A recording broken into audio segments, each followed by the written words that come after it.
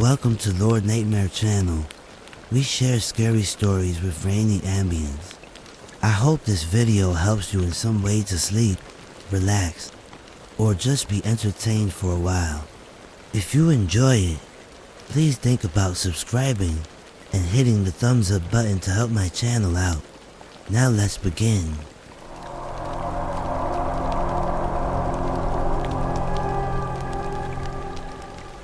It was a Thursday night when it happened. I'll never forget the way it made me feel, like I had stepped out of reality and into someone else's nightmare. I'm not sure I'll ever step into a Walmart again. It started off normal enough. I had gone to Walmart late in the evening, around 11 p.m. I was running low on some basics and didn't want to deal with the daytime crowds. Plus, I liked the eerie calm of shopping at night.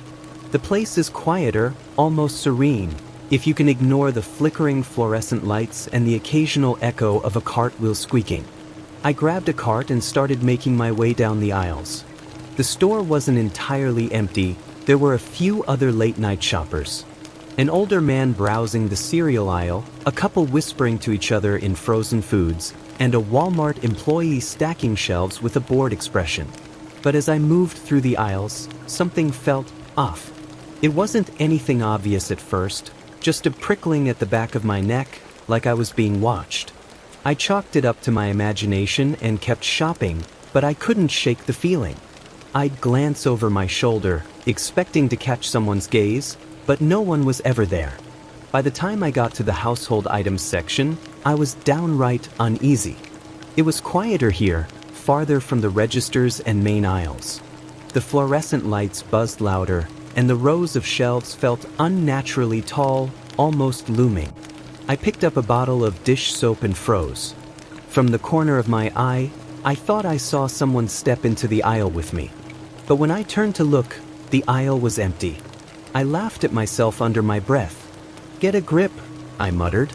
Still, I couldn't shake the sensation that I wasn't alone.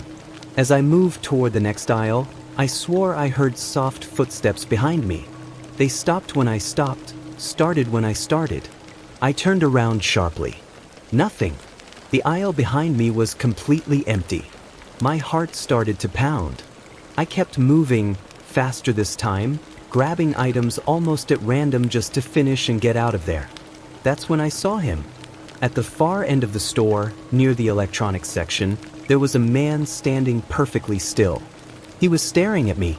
I couldn't make out his features completely from that distance, but something about him was wrong. He was too still, like a mannequin come to life. His head tilted slightly as if he knew I'd spotted him. My stomach churned. I ducked into the next aisle, my breath coming quicker now. "It's fine," I whispered to myself. Probably just another shopper. But the rational part of my brain was losing the argument. I didn't want to go back that way to check if he was still there. Instead, I tried to finish quickly. But as I moved from aisle to aisle, the feeling of being watched only grew stronger. I started hearing faint noises, a soft scrape, a barely audible shuffle. And then the sound that made my blood run cold, a quiet laugh. Not the cheerful kind. It was low, guttural, and dripping with malice. I abandoned my cart and started walking quickly toward the front of the store. My instincts screamed at me to leave. As I passed the toy aisle, something caught my eye, movement. I turned my head sharply and saw a toy truck slowly rolling off the shelf. It landed with a clatter, its wheels spinning lazily. There was no one else in the aisle. I bolted. I reached the self-checkout area and realized I had left my items behind. I didn't care. All I wanted was to get out. But as I approached the exit, my stomach dropped. The automatic doors wouldn't open. I waved my hands in front of the sensors, but the glass doors stayed stubbornly shut. I glanced around, hoping to find an employee. There was no one at the registers, no one at the customer service desk. Even the few shoppers I'd seen earlier were gone. It was as if the store had emptied without me noticing. Then I felt it. A presence behind me. Close. Too close. I turned around slowly, my breath caught in my throat. Standing just a few feet away was the man I'd seen earlier. Now that he was closer, I could see his face. Or rather, the lack of it. His features were blurred, like a smudged painting. His eyes, if you could call them that, were dark pits that seemed to swallow the light around them. I stumbled back, pressing myself against the glass doors. "What do you want?" I managed to choke out. He didn't answer. He just tilted his head again, that same unnatural motion, and smiled. His teeth were sharp, too sharp, and his smile stretched far too wide. I did the only thing I could think of. I ran. I darted back into the aisles, my shoes squeaking against the polished floor. My mind raced as I tried to think of a way out. There had to be an emergency exit somewhere. As I rounded a corner, I heard it again, that laugh. It was closer now, echoing through the empty store. I turned down another aisle and stopped dead in my tracks. There he was, standing at the other end, blocking my way. His head tilted, his smile unwavering. I turned and ran the other way, zigzagging through the aisles, trying to lose him. But no matter which way I went, he was always there, just ahead of me, waiting. It was like he wasn't walking at all, but simply appearing wherever he wanted. Finally, I spotted the glowing green sign of an emergency exit. I sprinted toward it, my lungs burning, and slammed into the push bar. The door burst open, and I stumbled outside into the cool night air. I didn't stop running until I reached my car. My hands were shaking so badly I could barely get the key into the ignition. As I sped out of the parking lot, I glanced in my rearview mirror. The Walmart stood there, silent and unassuming. But in the glow of the parking lot lights, I saw him. The man was standing at the edge of the lot, watching me leave, his head tilted and that horrible smile still plastered on his face. I don't know what I saw that night, and I don't know why it chose me. All I know is that I'll never set foot in that Walmart again. Some places, I've learned, aren't meant to be visited after dark.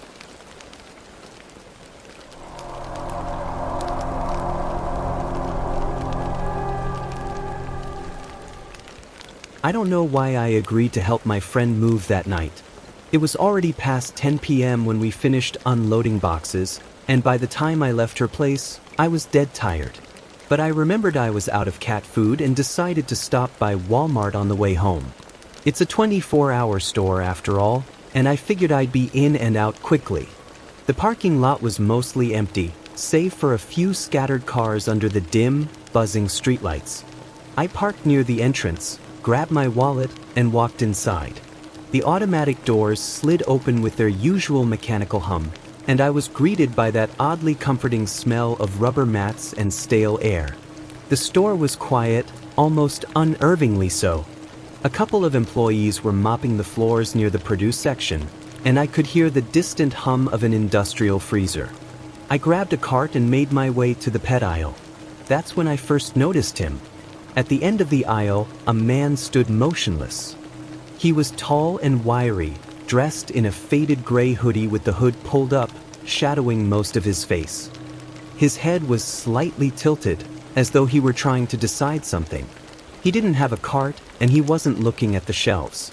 He was just standing there, staring down the aisle at me. I froze for a moment, gripping the cart handle tighter than I needed to. Then, trying to shake off the unease creeping up my spine, I looked away and grabbed a bag of cat food. When I glanced back, the man was gone. Weird, I muttered under my breath, sliding the bag into the cart.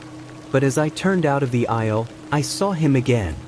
This time, he was standing at the far end of the next aisle over, partially hidden behind a display of cleaning supplies. He wasn't looking at me directly now, but his body was turned ever so slightly in my direction. It was like he wanted me to notice him.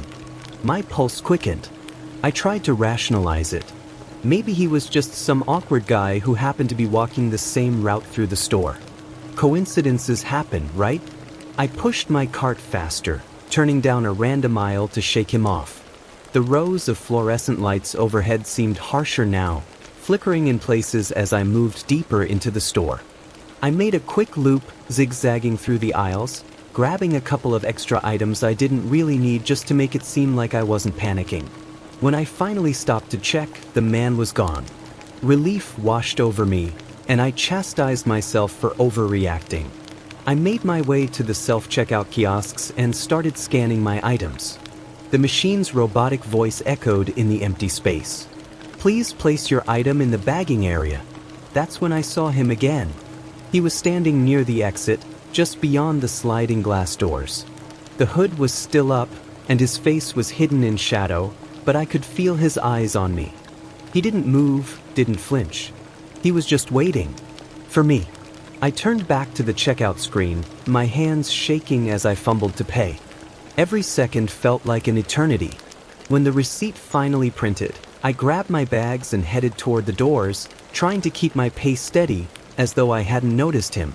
But as I passed through the doors, he stepped forward, blocking my path.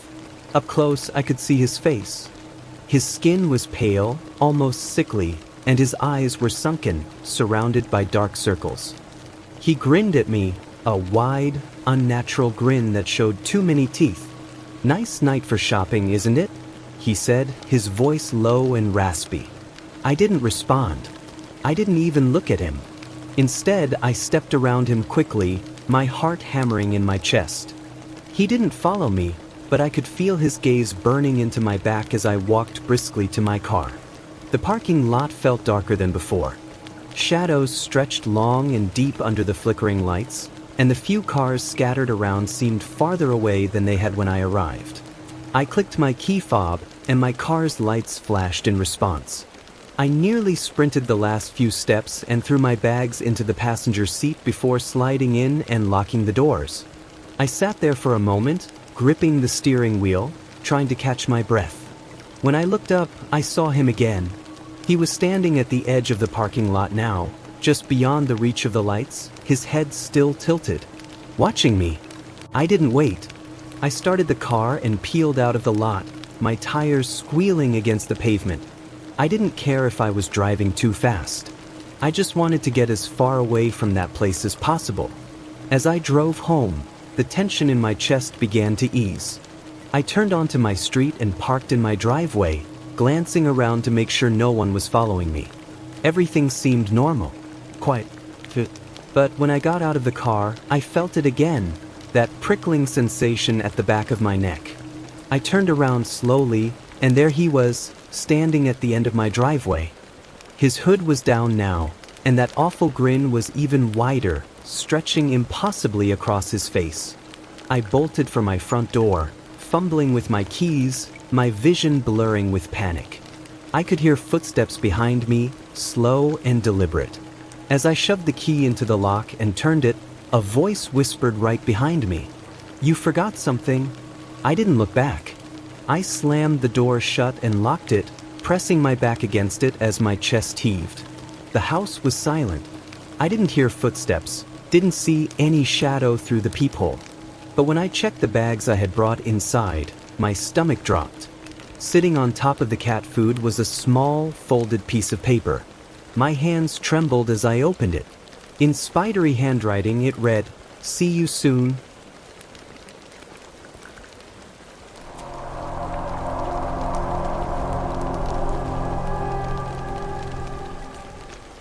It was around 1 a.m. when I walked into the Walmart. The store was practically deserted, as it always was at that hour, save for a few employees stocking shelves and maybe one or two other people wandering the aisles.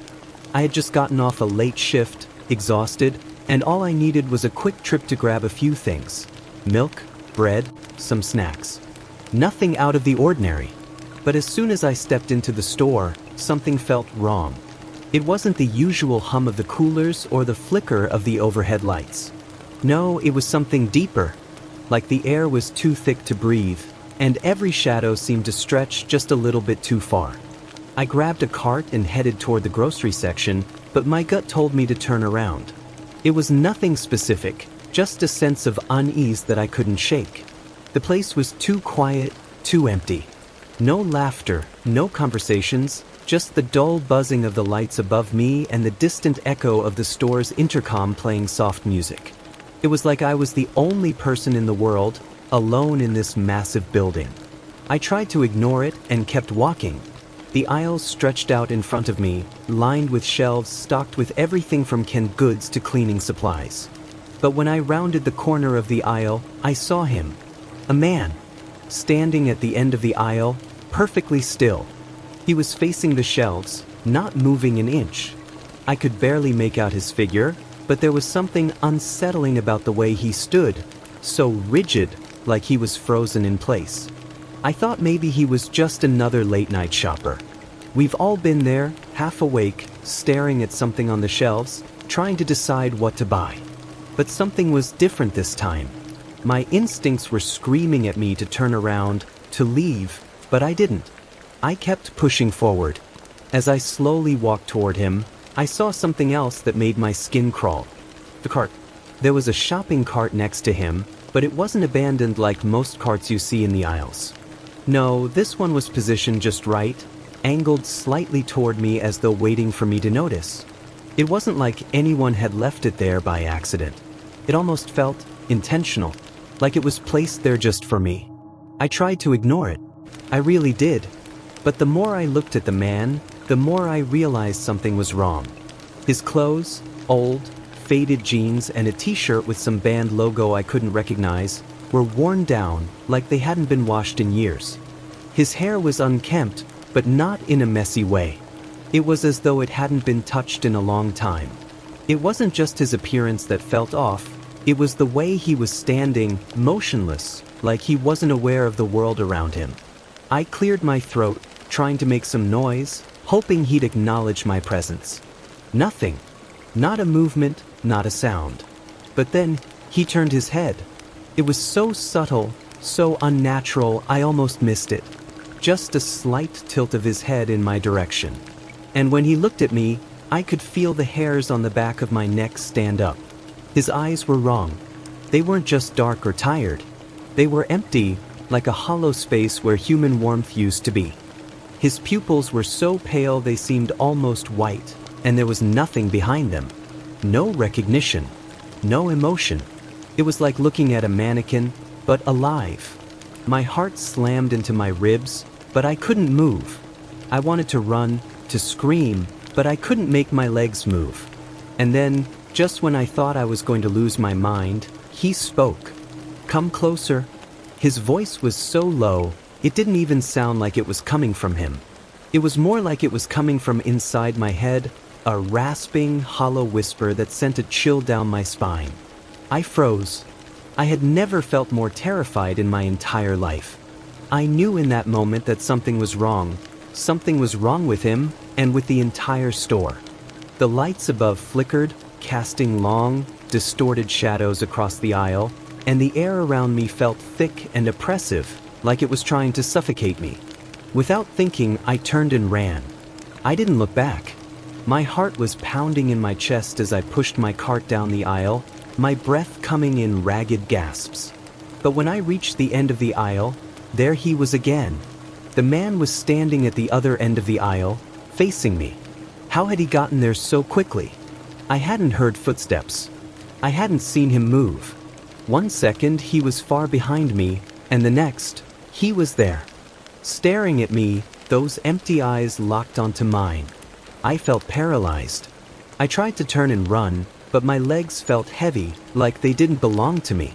My mind screamed at me to get out of the store, but I couldn't tear my eyes away from him. And then, just as I thought I couldn't take it anymore, I saw it. The shopping cart. It was right there, just inches away from me. It had followed me. The same cart I had seen earlier, but now it was blocking my path, like it was waiting for me to get closer. Suddenly, the man spoke again, his voice like nails on a chalkboard, scratching through the silence. "You can't leave." "Not yet."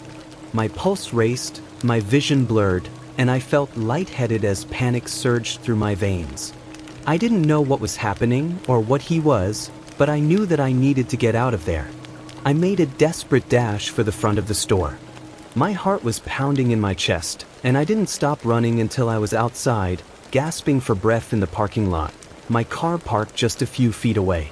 I fumbled for my keys, nearly dropping them in my panic, and I got inside as quickly as I could, slamming the door behind me.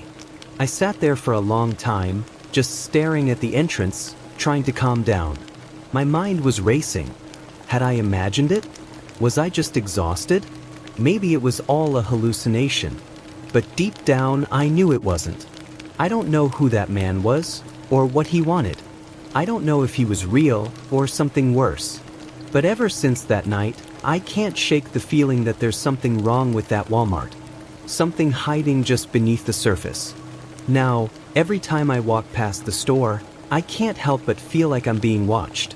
Like he's still out there, waiting for someone else to wander too close.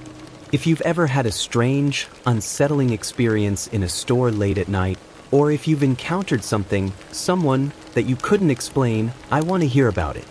Drop your stories in the comments below. Let's see if we're the only ones who've experienced this kind of terror. And if you like this story, don't forget to like, share, and subscribe for more real-life horror stories that might just make you think twice the next time you go shopping. Stay safe out there. You never know who or what might be watching.